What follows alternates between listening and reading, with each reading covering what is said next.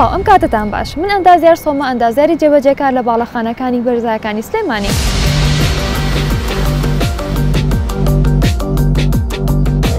ئێستا ئێمە لە زۆنی دوی بەرزایەکانی سلێمانین کە پێک هاتووە لە 11 باڵەخانی بیستنەهۆمی و هەر باڵەخانەیەکیش 2.9 پارکی ئۆتۆمبیلی داخراوی تیادایە.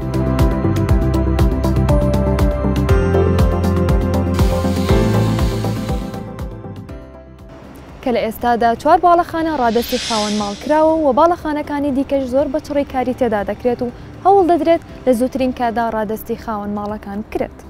باڵەخانەکانی زۆنی دوی بەرزایەکانی سلێمانی دیمەنە ناوازەکەی شاری سلێمانی و شاخی گۆیژە و دیمەنە دڕوفێنەکەی پارکی هەواری شاری لێوە دیارە.